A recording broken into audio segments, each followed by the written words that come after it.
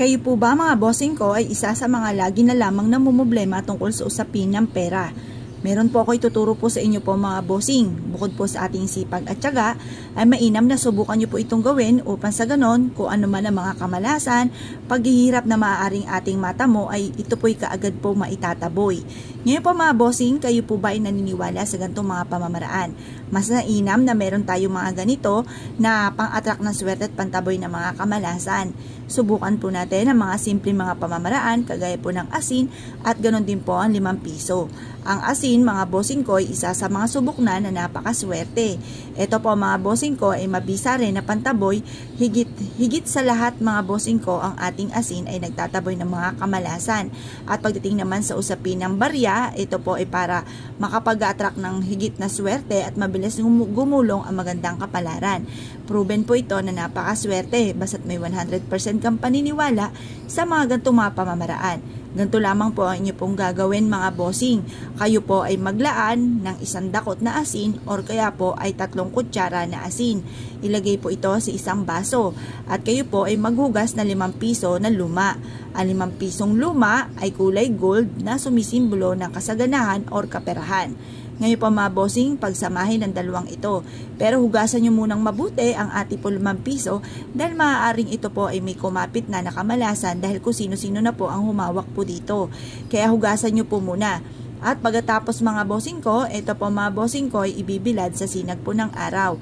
Makalipas mga bossing ko ng ilang minuto ng pagkakatuyo ng ating 5 piso ay pagsamahin nyo na po ito. Humarap po kayo sa may silangan ng mga 6:30 or kaya po ay alas 7 matatapos ang paggawa ng pampaswerte hanggang alas 8 ng umaga. Makalipas ng alas 8 ng umaga, pero syempre magukul ka muna ng panalangin, sabihin nyo po dito lahat ng gusto ninyo. Magkaroon ako ng mga bagay na matagal ko nang pinapangarap. Magkaroon ako ng sariling bahay na maganda, malaki, at disenyo na matagal ko nang pinapangarap. Ganon din po mga bossing ko, mag-wish po kayo na magkaroon ng negosyo na dito na ako yayaman. Ganon po ang pag-wish, walang gamit na sana, direct to the point. Pagtapos na po kayo mag-wish mga bossing ko, ibila dito hanggang alas 8 ng umaga. Makalipas ng alas 8 ng umaga, marami kayong pwedeng paglagyan nito. Pero unahin nyo po muna at mas mainam sa ilalim ng inyong higaan. Lalo-lalo na kung paborito kayo ng kamalasan. Makakatulong po ito upang sa ganon maitaboy ang mga kamalasan. At makatulog po kayo ng mahimbing mga bossing. At kayo po mga bossing ko instead na kapitan ng kamalasan ay puro swerte ang dumating. Proven po ito mga bossing. Kaya kung kayo po ay naniniwala at gusto nyo po na magkaroon ng ganito ay mainam po yan. Dahil ang pagkakaroon ng ganito ay tutulungan ka para magkaroon ka ng mabisang proteksyon. At kayo po ay hindi malasin at instead na puro kamalasan ay puro swerte ang dumating po sa inyo. Ngayon po, kapag inilagay nyo na ito sa ilalim ng inyong higaan, lagi nyo pong bibisitahin at titignan ang inyong asin dahil maaaring ito ay natunaw. Kapag po yung natunaw, ang ibig sabihin yan ay marami yang nahigop ng mga negatibong enerhiya na nagdudulot nga po sa inyo po ng kamalasan. Kaya mas mainam, huwag kang malungkot, hugasan nyo lang mabuti ang barya, hugasan ang baso, patuyuin at lagyan muli ng panibagong asin. Makakatulong po ito upang sa ganon mga bossing ko ay mahigop na mahigop ang mga kamalasan at masolusyonan kagad ang problema at ito po i-adjust ako sa lagi ikaw ay suswertihin. Proven po ito.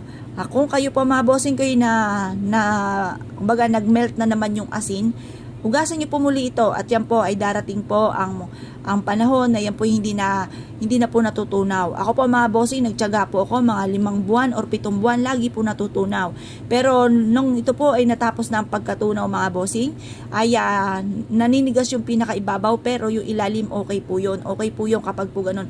Hindi na po ako natutunawan ng asin mga bossing. Nung mga unang sabakan ay laging tunaw.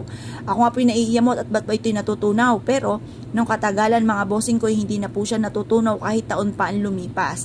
Bagamat yung pinakaibabaw ay naninigas pero okay pa rin po siya mga bossing. Ngayon po mga bossing, kung kayo po naniniwala at nais po itong gawin mga bossing, huwag na po kayo magpatumpik-tumpik pa. Subukan nyo po ito, proven po ito na maswerte. Ngayon po mga bossing, subukan nyo na po itong gawin at i-mindset nyo na kayo magiging matagumpay. Kailanman na hindi na kayo muli pang mamumblema.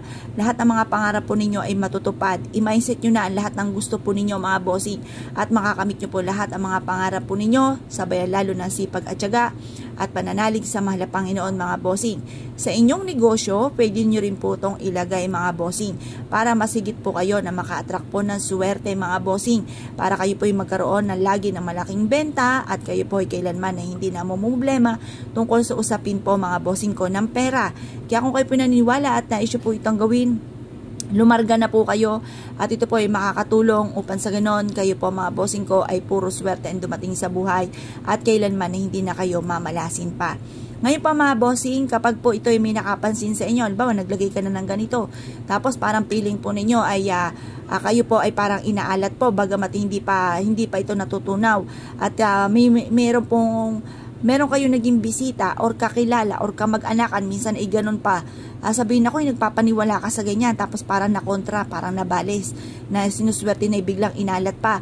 Hugasan nyo po muli ha mga bossing ang inyo pong asin na meron pong barya. Mas mainam kasi ito hindi nila nakikita kasi nakukontra mga bossing. Kasi minsan, yan po ay napapangunahan kaagad ng inggit. Naiisip nila baka ikaw po ay umasenso at naiinggit po kaagad, kaya sila ay madalas ay kinukontra or may mga reliyon or hindi sila naniniwala. Kanya-kanya naman po yan mga bossing ko ng paniniwala. Ako po mga bossing, meron akong kakilala, siya po ay merong ibang pinaniniwalaan pero kailanman na hindi ko kinontra. Kasi tayo po naman ng bawat tao ay may kanya-kanyang opinion. May iba't ibang mga paniniwala. Kumbaga paniniwala niyan, irespeto po natin mga bossing. Kaya lang may mga tao mga bossing ko na may paniniwala na dediretsahin ka na para kasi raulo naniniwala ka dyan, nakukontra po mga bossing. Kaya pag may ganung pagkakataon, palitan nyo po muli, hugasan yung barya po ninyo, tapos palitan nyo po muli yung asin. Tapos mas mainam na hindi nakikita ng ibang tao yung ginagawa po ninyong ganito mga bossing. Or kaya po ay i-share nyo na lamang po sa kanila ang ating pong video. Kapag napanood po nila ito ay mauunawaan na po nila kung anong ibig kong sabihin at hindi na po yan kukontra. Pero may mga tao pa rin kumukontra pa rin kahit sabihin po yun. Parang basta siya hindi mapigilan ng kanyang bibig ay talaga namang kumukontra mga bossing. Kaya pag gano'n ang sitwasyon mga bossing ay pagdating sa asin lang po yun mga bossing at barya, kombinasyon. Yung ibang mga pampaswerte natin, hayaan natin na nakikita po nila, okay lang po yun. Kaya lang po pagdating po sa ganito mga bossing sa asin at ang kombinasyon na barya, dapat po ay hindi na ako kontra, hindi po nakikita. Kasi mas na nakontra po ito, ayan po mga bossing ko ay maaaring mabaliwala itong ating ginagawa. Kaya isikreto nyo na lang po ito mga bossing. Ngayon po mga bossing, pagtapos nyo po itong gawin, i-mindset nyo na kayong magiging matagumpay at ugaliin lagi ang pagsasalita ng mga magaganda na yayaman ako at magiging matagumpay at kalimutan ang mga pagdaing-daing na mga salita. Dahil kapag kayo nagsasalita ng mga pangit, nagtatawag kayo ng mga negatibo, mababaliwala mga bossing ko ang ginagawa natin mga pampaswerte. Kaya mas mainam panay mga magaganda ang ating pong sasabihin. Kaya kung kayo po naniniwala at nais po itong gawin, wag na po kayong magpatumpik-tumpik pa, subukan nyo po ito, proven po ito na maswerte. Yun na po mga bossing, good luck po sa inyo po lahat. Salamat po.